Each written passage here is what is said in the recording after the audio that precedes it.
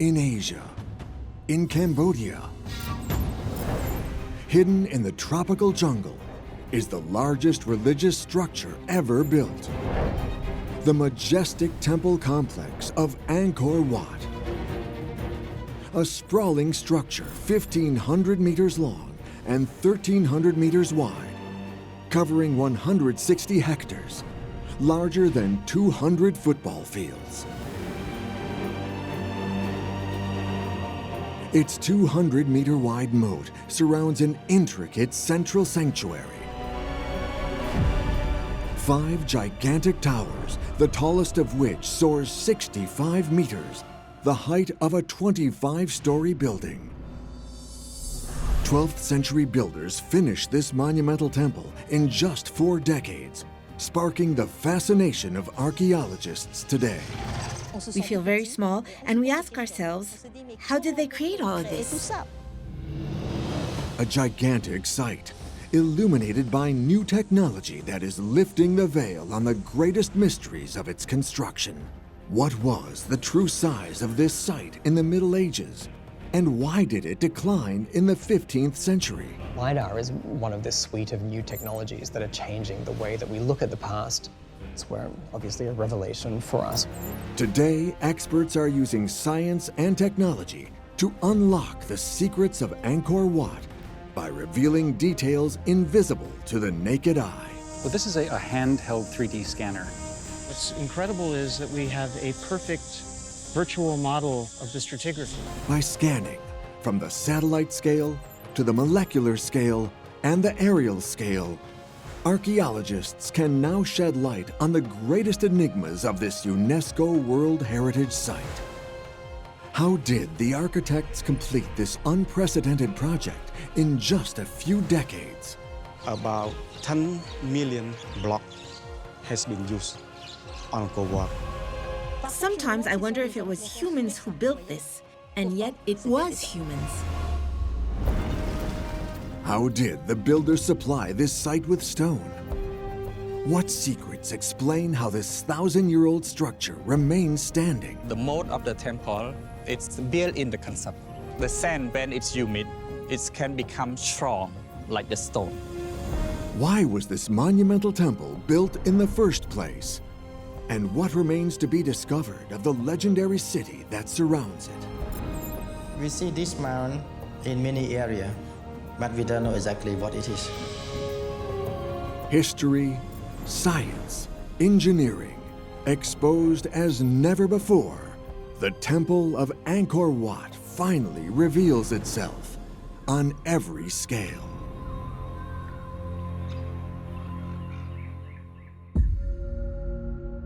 In Southeast Asia is Cambodia. In the north of the country is an area known as Angkor. It's a site known all over the world thanks to the unique remains of the Khmer Empire. More than 100 temples, dating from the 9th to 15th centuries, are hidden amongst 400 square kilometers of tropical forest. An area 4 times larger than the city of Paris. These legendary ruins are visited by 2.5 million people every year, who all want to explore one special temple, Angkor Wat. It's the largest religious monument on the planet, dedicated to the god Vishnu and built in just a few decades. I think Angkor Wat probably constructed during the life of the King Suryavarman II, from approximately 1113 to 1150. It's about 37 years. So it's amazing, right? An extraordinary feat, because every part of this superstructure was built in stone, a very heavy and labor-intensive material to transport and use. Examining the stones on a microscopic scale reveals that this is a sedimentary rock, sandstone. 1 cube meter is about 1 ton. So it's very heavy. The material choice raises a mystery. Examining the site on a satellite scale shows that the nearest quarries are many kilometers from Angkor. Some of them came from 30, 40, 50 kilometers away from the temples themselves. The blocks of stone are very, very heavy, and literally millions of these blocks had to be transported from these distant quarries to the sites of the temples. We know roughly that about 10 million blocks has been used on Angkor Wat. How did Khmer builders transport millions of tons of sandstone in such a short space of time?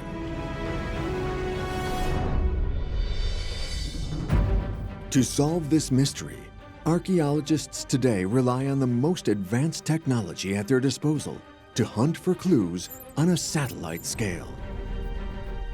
The Angkor Archaeological Park is overseen by the Apsara National Authority. Kim Sam Nang is the director of its Geographical Information System, a service that collects and analyzes mapping data, enriched in recent years by the global view of satellite images.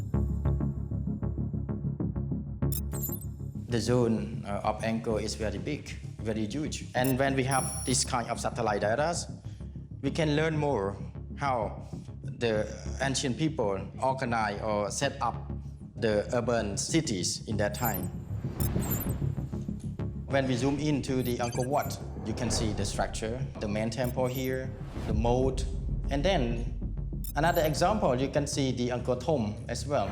Examining the site on a satellite scale exposes Angkor Wat's location amongst a vast expanse of ruins. To the north, the royal city of Angkor Thom is surrounded by a giant square moat. A little further west, the satellite images reveal a huge rectangular area 8 kilometers long and more than 2 kilometers wide. We can see clearly from the satellite the Barai. It's a reservoir that built by human in their time, built by hand, and can store about 56 million cubic meters. Satellite images also reveal traces of other reservoirs, now dried up, but all once connected to Angkor Wat by a series of canals. One of the more interesting features that we see about Angkor is its hydraulic network, its network of canals and reservoirs, which has been the focus of a lot of debate, a lot of research, and a lot of scholarship in the last few decades. There are many theories about what these reservoirs and canals represent. A sophisticated irrigation system for the population?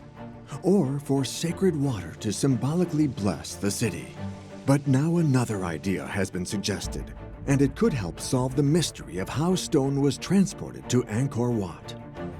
The stone quarry site here, there is one ancient road that connects from here.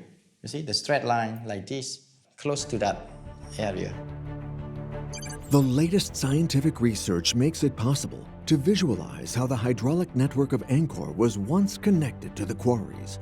At the foot of the sandstone source, a network of canals and rivers stretches some 40 kilometers all the way to the center of the city, a route for efficiently transporting millions of tons of sandstone.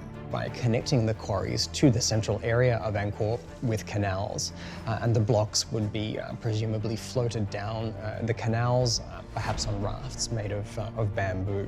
So it was a giant undertaking.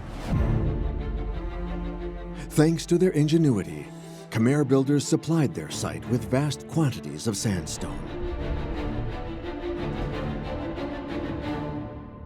But another question remains. Examining the material on a microscopic scale exposes that this sedimentary rock is composed of 40% feldspar and almost 50% quartz. These are very hard minerals, which makes the stone difficult to shape. So how did workers building these sandstone walls carve the stones quickly? Archaeologist Ginevra Boato is confronted with the same problem on a daily basis. For several years, she has been supervising the restoration of a temple built a few kilometers from Angkor Wat. Where Monuments Fund is conducting a restoration project at Nambakai. And this, for us, is a great opportunity to get to see more in detail about how the temple was built. Khmer engineers built the Temple of Panambakeng from sandstone in just 30 years. Approximately in a day, a team of 2 craftsmen will cut and finish 2 blocks.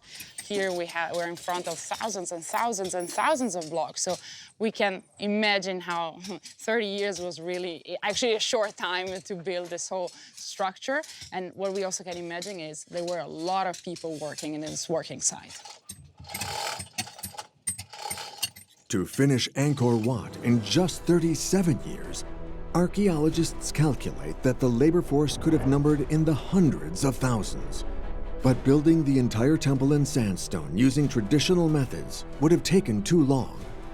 So Khmer builders must have discovered an engineering technique that sped up the work.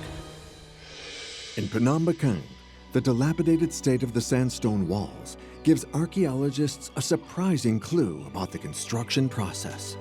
For instance, at this corner, we can see that a lot of the original wall stone units were actually collapsed. And this gives us a chance to see more in detail the foundations inside the Temple Mountain. In the case of Phnom Penh, actually, the Temple Mountain was built around the natural hill. Here, ancient builders laid sandstone onto the bedrock of a natural hill to save time.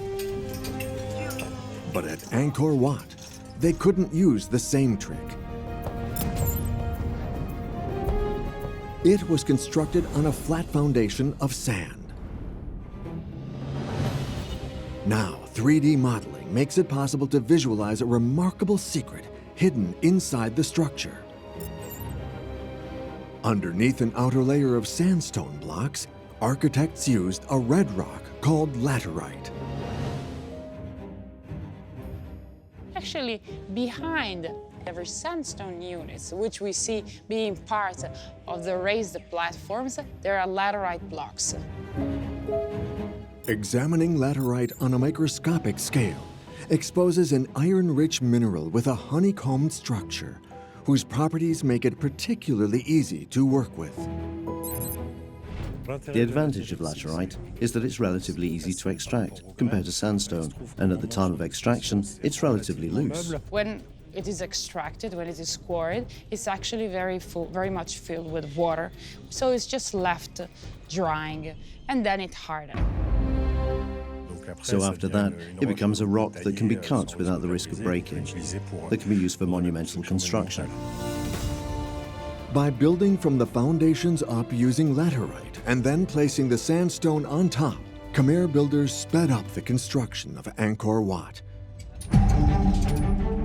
But once the different types of rock had been cut, they still had to be lifted to build the towers of the central sanctuary, which are up to 65 meters high. Today, restoration teams use cranes to quickly move enormous blocks weighing between 1 and 3 tons. But in the Middle Ages, without modern tools, how did the Khmer builders solve this problem?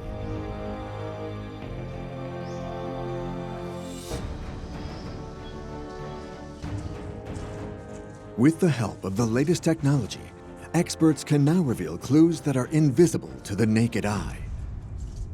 Today, a team from the Apsara National Authority's Photogrammetry Laboratory is visiting the site of Bantay Tam, a small temple built a few decades after Angkor Wat.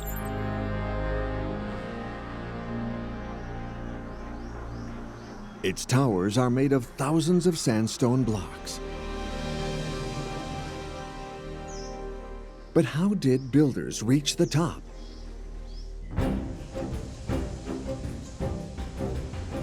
The team plans to take thousands of photographs to create a 3D model of the site and record every tiny detail of the ruins. The operation would be impossible without the use of drone technology.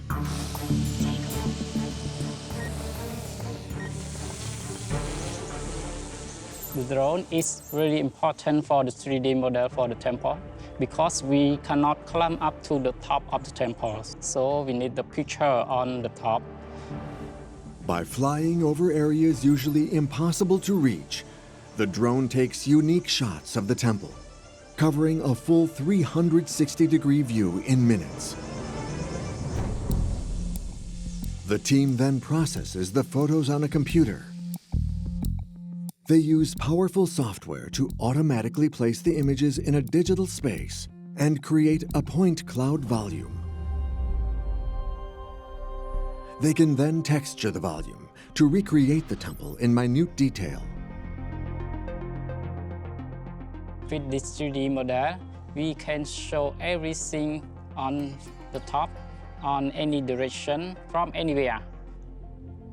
We can zoom inside and go to see everything in accuracy about their decoration, about their sculpture, and we can go any place that we cannot go by the human. By studying the 3D model of Bante Tom from all angles, the team finds strange markings on the sandstone blocks. Hundreds of holes from the base to the top of the temple. These are vital clues to solve the mystery of the construction process. In Angkor Wat, we can observe in many of these blocks these holes, and really it refers to the way that these stones were brought into place. Originally, the holes where wooden pegs would have been installed in order to lift the blocks and bring them to their final location. 3D imagery exposes a theory about how Khmer engineers used these holes. They inserted large wooden sticks directly into these notches on each side of the stone, allowing them to handle and move the blocks much more efficiently. But this doesn't explain how builders lifted them so high up. I think the way of moving the stone from the bottom to the top using the scaffolding is not enough to support the stone because the stone is too large. Simple wooden or bamboo scaffolding could not support the weight of the blocks. So how did the builders haul tons of stone to heights of 65 meters? Now archaeologists have found new clues at the site of Rong Chen, an unfinished mountain temple dating from the 9th century, allowing them to suggest a theory that can be revealed using 3D modeling technology. Builders constructed earthen ramps to drag blocks to the top of the construction site. Then they dismantled the temporary ramps. Thanks to this ingenious process, the Khmer builders were able to haul millions of sandstone blocks to the highest points of their site. But once the blocks were in position, the work was far from over. When you arrive in Angkor, what impresses you the most is the gigantic size of the monument. Then afterwards, you look at the detail. Incredible sculpture covers the stone. They were geniuses. There are no other words, without bragging. The mystery is how in only 4 decades did the Khmer carve kilometers of bas-reliefs, thousands of small columns, and monumental towers. To finish in time, architects had to plan ahead and ensure their work was ultra-efficient. The process of the construction is the structure built first, from the base onto the top, and then the carving went down from the top to the bottom.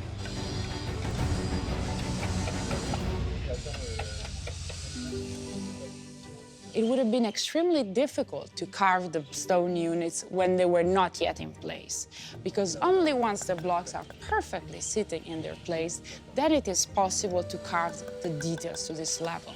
And it is thanks to this extreme precision in the setting of stones that we can now have the feeling that basically it's just one big stone.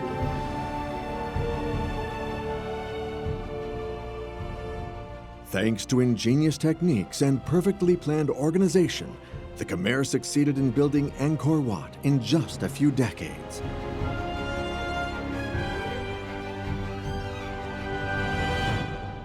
But the scale of this incredible task raises new questions. Today, examining Angkor Wat from the air, the monumental temple appears lost in the jungle. And on the ground, the many structures surrounding it seem to have been abandoned. But the temple walls are covered in carvings that illustrate the lives of people living in a great civilization. So where did their homes go? And how big was the city that once stood here? The temples are made of stone, they're very durable, they survive relatively well until the present day, but the cities that grew up around these monuments were made of wood and other non-durable materials that have just disappeared almost completely in this tropical environment, which presents a real challenge for us trying to reconstruct what happened, everyday life around these temples. Now scientists are lifting the veil on the true size of the city of Angkor, thanks to a cutting-edge technology that operates on an aerial scale, LiDAR. LiDAR can take out the forest from the grounds. Attached to a helicopter, LiDAR uses light waves. The rays pass through the forest canopy and are reflected back to the LiDAR sensors, allowing researchers to chart the topography of the ground in unprecedented detail. In 2012, an international team scanned an incredible 370 square kilometers around Angkor in just 20 hours. We were able to map huge areas of the landscape very, very quickly and with exceptional precision and detail, achieving in a few hours of flying what may have otherwise taken years or even decades on the ground. Results were obviously a revelation for us. The LiDAR revealed something astounding about the landscape around Angkor Wat. Hidden within the temple enclosure, the team discovered an astonishing urban grid made up of countless man-made hills and depressions. The Geographic Information System Department keeps all the LiDAR data collected by the international teams. See? This is LiDAR data. Different colors represent different elevations. The dark is the highest ones. You can see the grid, and you can see the deep shape, a pond, a small pond, and a dike. You see, and a small mound, and then the traces of the could be the road here. That is the way the people organize the cities. This is the landscape in which people lived for the most part in the central area, in city blocks, square city blocks surrounded by roads or canals. They built their wooden houses on top of mounds to stay above the floodwaters during the wet season, and they also dug ponds into the ground to keep water during the dry season for household use. Of course, the wooden neighborhoods have disappeared, but the traces of their earth moving, the traces of these ponds and mounds remain on the surface. By using LiDAR, experts discovered the hidden, elaborate urban structure filling the enclosure of Angkor Wat. But there was more. When we move to see the outside, it's similar. All around the sacred temple, archaeologists have uncovered more than 370 square kilometers of urban structure. Evidence of a high population density. It's very impressive, Through this information, I can say there are many people inside the compound, but also outside the compound as well. The picture that we have today of monuments covered in jungle and are kind of cliched, and the temples themselves represent, in a way, the kind of skeleton of the society that lived there. In the middle of Angkor 1,000 years ago, in fact, it would have been a very busy place, full of life, full of color, full of noise, full of people moving around. Because, if there are no people, how to build this large monument? It's impossible to do that. These builders, living at the foot of the Angkor Wat construction site, form part of a gigantic medieval city called Angkor, the capital of the Khmer Kingdom. We probably believe that more than 800,000 people who live in the capital city, so roughly 1 million. This is maybe the biggest city on the world at 12th century. At its height in the 12th century, the capital was the center of a gigantic Khmer empire that can only be visualized on a satellite scale. From its very beginnings in the 9th century, the kingdom had an incredible urban organization. Angkor, in a way, is unique in human history for the degree of transformation of the landscape that took place as part of this extraordinary project of urbanism and engineering. But how widespread were these structures around the kingdom? What was the real size of the city? Now French archaeologist Jean-Baptiste Chevons is revealing the answer. In 2017, his fieldwork illuminated by a vast LiDAR campaign exposed the urban remains of one of the very first cities in the empire, located in a remote area 40 kilometers northeast of Angkor Wat, the city of Mahendraparvata. In this remote massif of the Phnom Kulen Plateau, teams used LiDAR to sweep an enormous area stretching 900 square kilometers, revealing ruins previously unknown to researchers. Today, Jean-Baptiste is trying to reach a temple identified by this new technology. The green square corresponds to the platform of the temple, and the earthen embankment around it is this beige line that probably corresponds to the surrounding walls of the monument.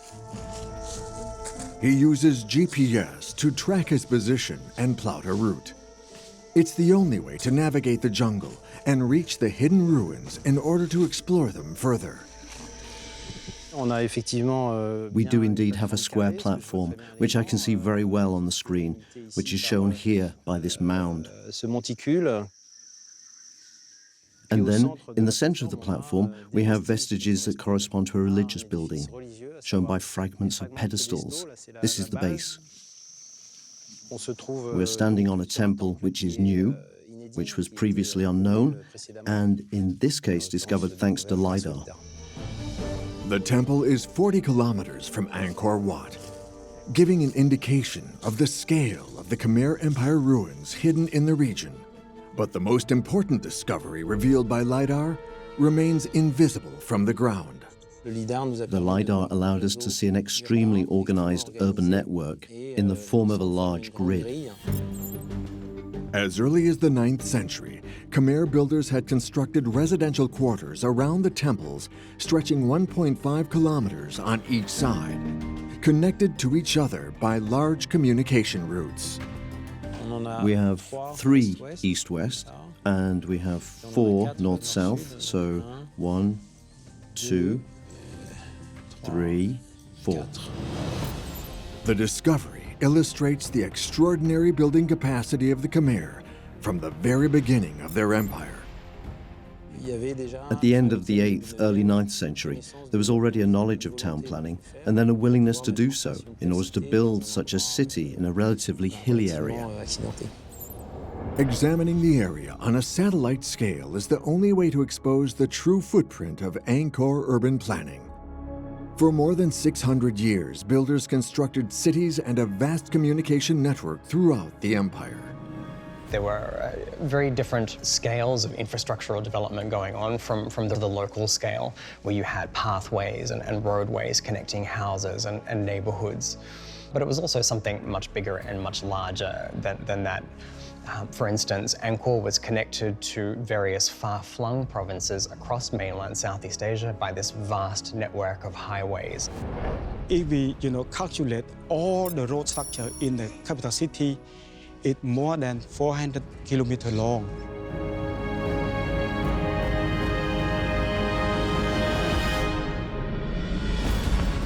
From the center of Angkor Wat to the borders of the Khmer Empire, the latest technology has revealed temples and urban structures showing an incredible building capacity. Unfortunately, not all of these 1,000-year-old structures have resisted the onslaught of the jungle. But since the 12th century, Angkor Wat has survived the test of time. So how did this UNESCO World Heritage Site remain standing for nearly a millennium? What are the secrets of its incredible longevity? According to Mr. Im Socrates, director of the conservation of Angkor Park monuments, the 12th century builders had learned from their past mistakes. They built a small pyramid, but the temples collapsed. 3D technology makes it possible to visualize the structural problem posed by heavy Khmer temples. The monumental weight of the sandstone towers exerts phenomenal pressure on the structure, a pressure that tends to push the stones to the sides. The king who built Angkor Wat understands that failure of the structure, and that's why they built the center tower with some kind of support. The precision of 3D scanned images reveals a technique that builders used which is difficult to see with the naked eye. Around the central tower, to counter the forces exerted on the structure, they placed 11 staircases intended to act as buttresses. But only the central staircase, which was less steep, could be used to reach the top floor of Angkor Wat. Many people misunderstanding. This is the real staircase getting up to the center tower, but other was blind used as supporting structure to the center tower. This secret of construction allowed the towers to stand the test of time. Specialists have calculated the number of stone blocks and estimate that Angkor Wat weighs 10 million tons. A colossal mass built not on bedrock, but on millions of cubic meters of compacted sand. 1,000 years ago, we don't have the technique to make the foundation. And the soil, especially in Siem Reap, is not strong enough to support this kind of the heavy construction. So what is the secret to the sand's resistance? Dr. Hong is the director of the Apsara National Authority. A hydraulic engineer by training, he has devoted his life to restoring and studying the city's waterways. According to his research, the secret to the temple's solidity is water. The mode of the temple, it's very important. It's built in the concept. By infiltration, they go to fit the sand layer under the temple to keep the sand humid to support our temple. Once again, the latest technology makes it possible to visualize the ingenious concept employed by the Khmer. Thanks to the moat, water seeps through the walls that support the sand foundations. But why is wet sand any better than dry at supporting 10 million tons of temple? We can say the sand, when it's humid, it can become strong like the stone. The Khmer ancestors, they understand that very well. Examining the sand on a microscopic scale exposes what makes this material particularly resistant.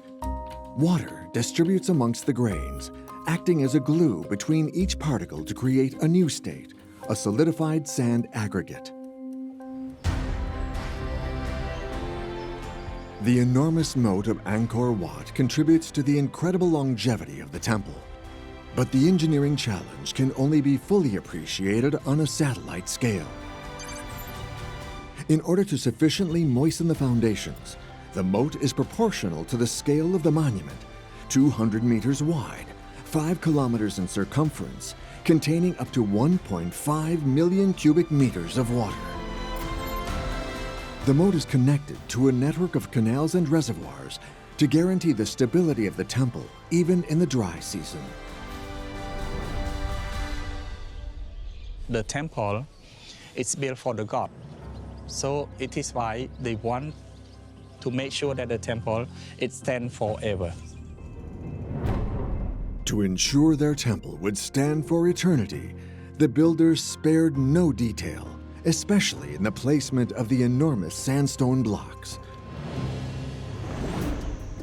Restoration work allows experts to decipher the ancient techniques. Because the blocks need to interlock with each other, we need to make sure that there is a perfect match between a stone and the one next to it. When we look at the Angkor temples, we're often fascinated by the fact that the joints in between blocks, in between sandstone blocks, are extremely, extremely thin, and so tight that we cannot even slip a credit card inside. How did they make such perfectly fitting joints to lock the blocks together? This was actually achieved thanks to the technique of rubbing or frottage, where basically the two blocks would be rubbed together with each other, against each other, and an abrasive sand would be placed in between. And so they would have been rubbed until the fine joints were reached. 3D imaging technology exposes the technique used by the Khmer builders. By means of abrasion, the irregularities of the sandstone are ground down until the blocks fit together perfectly. Then, when they erected the walls, the builders would slide a smaller stone called a key between the large blocks, which would lock the structure. Sandstone and laterite were not the only materials used by Khmer craftsmen. In 2012, an important discovery brought to light other ancient techniques. Recently, a major find was the discovery of a foundry in the immediate vicinity of the royal palace.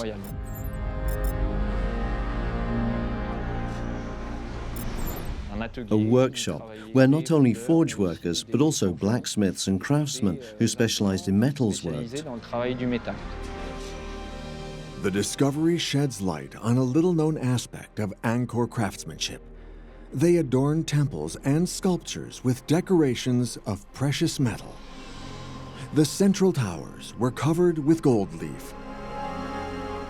But the Khmer used metal for more than just decoration. When you look at the masonry in Angkor Wat or in other Angkor temples, there are dwellings that have been fitted out, and some of the foundations, especially the upper foundations, have been carved out.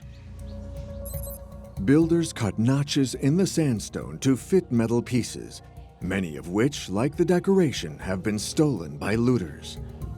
What did these objects look like, and what were their roles in the temple's engineering? This question is now being closely studied by science. In the CEA Paris-Saclay laboratory, archaeometallurgist Stephanie Leroy uses the latest technology to decipher the history of these mysterious objects.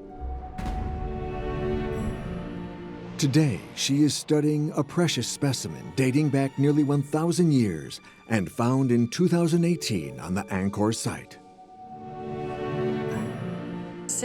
This object is a clamp or a staple that was found on the Preah Khan Temple, which is a temple near Angkor Wat. This type of clamp is typical of the Angkor Wat era and has a very particular shape. It is a double T shape. Clearly, what we find, in fact, on the temple are the imprints that made it possible to fit these clamps. 3D imagery helps visualize the role of these metal clamps in the structure of the temples. These objects were used to join the sandstone blocks together. The most common use is a horizontal position along the walls or even above them to try to ensure the cohesion of the blocks in the same layer, or even at the corners to prevent the stones from tilting outwards. So this effectively reinforced the overall structure of the temple. Examining the metal on a microscopic scale exposes a material that is easy to work with to create the shape of the clamp: iron. This very resistant metal was usually used by the Khmer for weapons and tools, but here it was used to reinforce the structure of the temple. In Angkor Wat, builders placed hundreds of thousands of clamps inside the structure to ensure impressive longevity.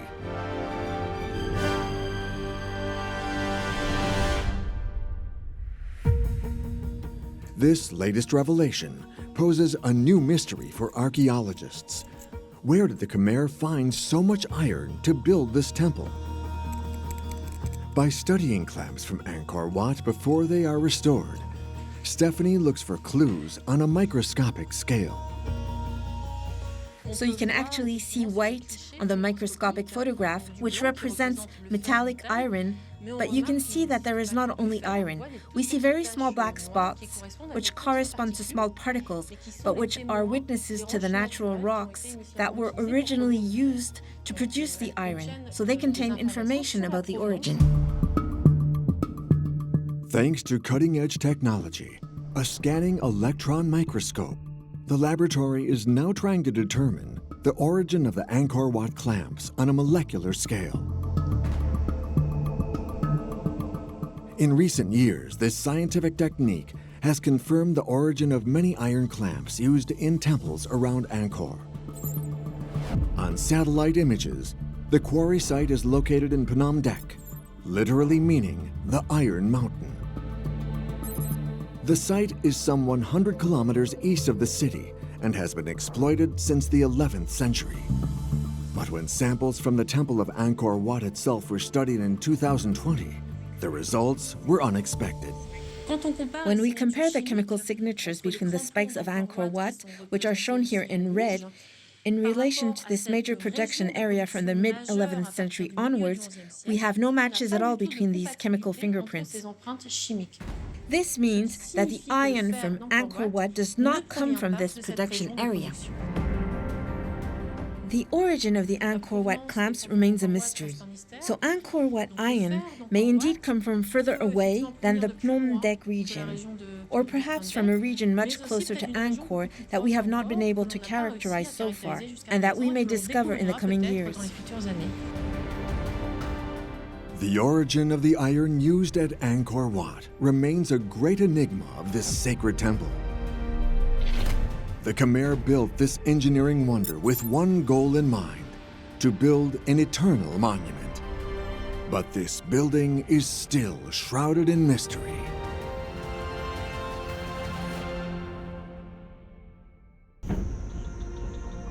Why did King Suryavarman II order the construction of the largest temple ever to rise from the ground? And what does the fascinating architecture of this incredible monument symbolize? In the 19th century, when archaeologists began to study the symbolism of the largest Khmer temples, it was impossible for them to easily visualize its gigantic plan. But today, thanks to the latest satellite technology, archaeologist Genevieve Boato can observe the entire 160 hectares that the building covers. The use of aerial pictures or satellite images today is very helpful in the sense that it helps us get a better understanding, seeing better these incredibly huge structures like Angkor Wat. It measures 1,500 meters along its west-east axis and 1,300 meters along the north-south axis. When we look at its moat, a total perimeter of 5 kilometers approximately. But why build a moat and a monument of such magnitude? The architecture has been designed for the heaven, and they apply it on the space. When planning Angkor Wat, the architects were inspired by the image of the heavenly paradise according to Hindu mythology. 3D modeling makes it possible to better decipher the hidden symbolism of Angkor Wat's layout. This pyramidal structure, called Temple Mountain, is topped by 5 towers representing the 5 peaks of a mythical mountain, Mount Meru, home of the god Vishnu, to whom the temple is dedicated. A sanctuary surrounded by not 1 but 3 stone enclosures evokes the mountain ranges surrounding the celestial residence. Finally, the gigantic moat symbolizes the cosmic ocean separating humans from the gods. In a kind of a magical way, a certain power is also given to this place. This temple becomes a heavenly palace. It becomes heaven on earth. The king wanted a paradise on earth, but his ambition didn't stop there. To understand, you have to look at the structure of the temple on an aerial scale. In this case specifically, when we look at one of these aerial views, we can appreciate a geometric pattern which is called mandala. which was commonly used in Hinduism and Buddhism, which shows a square with the 4 openings at the 4 cardinal axes and the circle inscribed in it with a central point. This central point represents the axis mundi, the central axis of the cosmos.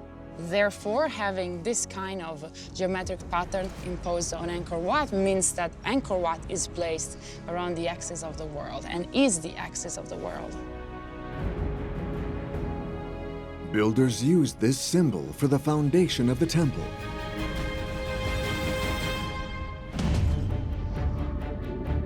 Khmer engineers first drew the sacred mandala directly on the ground to define the location of the superstructure.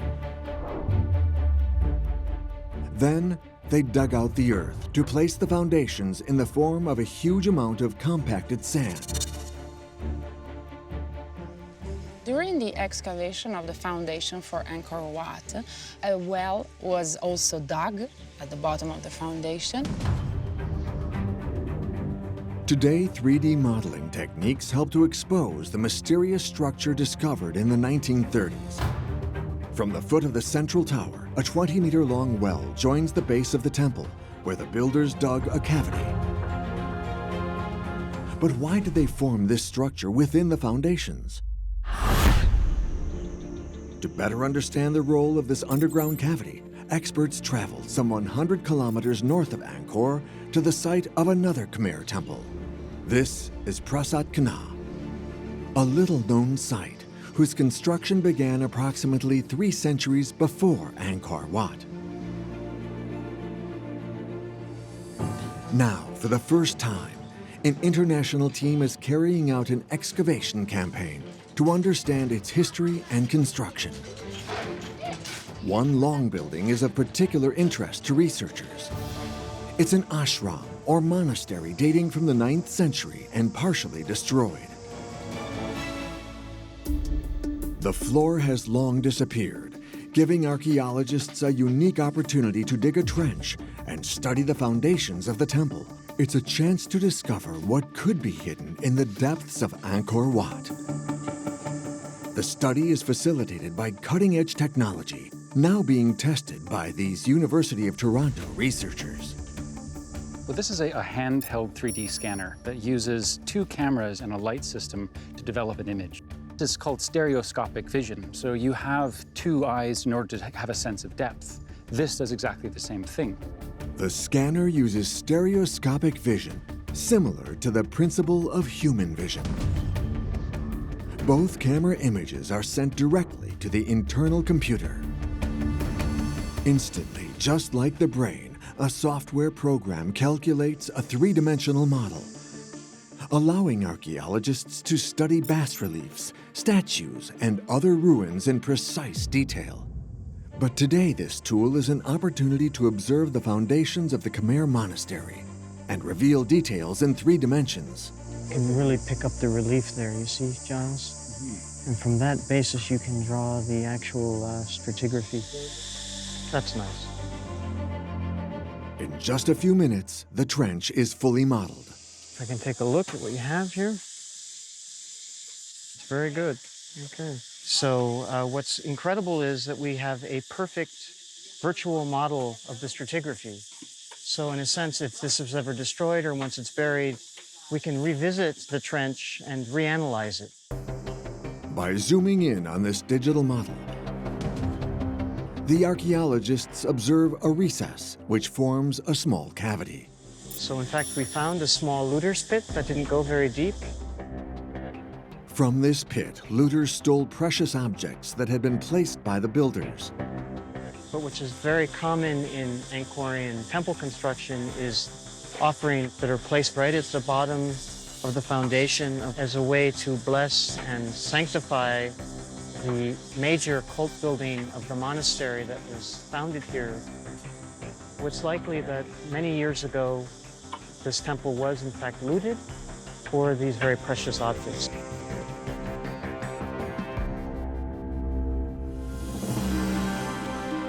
This new archaeological research sheds light on the role of the hidden cavity in the depths of Angkor Wat.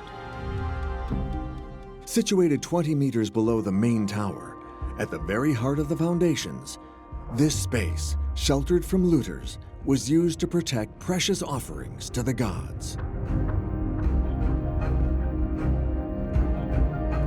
But some archaeologists believe this cavity had another function. They think the Khmer deposited the ashes of King Suryavarman II here, meaning that Angkor Wat is more than a temple.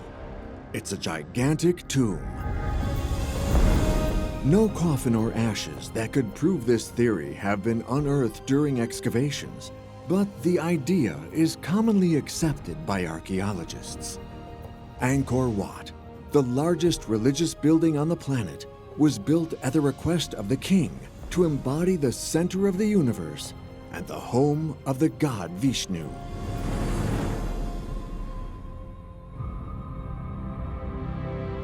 This symbol of Khmer civilization has survived for almost 1,000 years. But according to the legend, the capital of Angkor brutally disappeared in the 15th century. So how did this enormous city, finally revealed by LiDAR, really decline? Why did the population leave this gigantic capital? There is an idea, for instance, one theory, that something catastrophic happened at Angkor and there was a mass migration of people away from Angkor into alternative places. Many theories exist about the disappearance of the capital, the occupation of forces from the nearby Ayutthaya kingdom, violent political or religious disorders, or natural disasters that forced hundreds of thousands of inhabitants to leave the city in a hurry.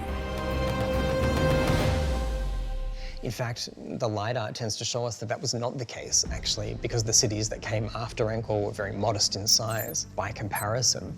What we really need to do from that point onwards is to complement these horizontal surveys provided by LiDAR with other kinds of information right down to the microscopic scale. In 2019, to check whether or not the city had suddenly been abandoned by its Khmer population, an Australian team turned to microscopic research. By carrying out core sampling and collecting soil samples from the moats of Angkor Thom, scientists studied sediments present in the soil, exposing a biological archive of the city's history. Pollen analysis made it possible to determine the precise use of land year after year. What we would then expect to see if there was periods of abandonment is gradually species reclaiming that landscape and eventually pollen from forests reappearing at the top of that archive. That was not the case, actually. What the cores have shown is that there was a very gradual resumption of this sort of jungle environment at Angkor, spanning many, many centuries, and probably a progressive abandonment of particular areas, even as other areas continued to function and remained occupied. But just as advanced technology has shed new light on the history of Angkor, it has also raised new mysteries. Following the LiDAR campaigns, archaeologists discovered strange alignments of earthen mounds at various sites. 360 structures whose function are still eluding specialists. We see this mound, these alignments, and mound, a small mound like this, in many areas, like Phnom Kulen as well. But we don't know exactly what it is. This obviously corresponds to something important. Given the quantity, it was thought to be funerary. It could be the place where the cremation of the bodies took place, where the ashes were deposited after cremation. But this could not be confirmed, so we still have a big question mark. There's no shortage of work.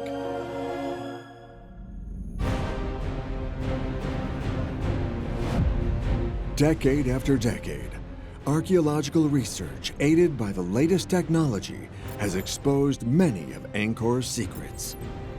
From the gradual decline of the city from the 15th century, to the mountain temple symbolizing paradise on earth, built in just a few decades using ingenious techniques. Scientific progress has allowed investigators to reveal an incredible capital hidden underneath vast expanses of forest. But many great mysteries of the Khmer builders remain to be solved. Basically everywhere there is a new temple, a new ruin that it's been discovered in the jungle, among the trees. So it's a never-ending experience, and there is so much still left to understand and to discover about this civilization.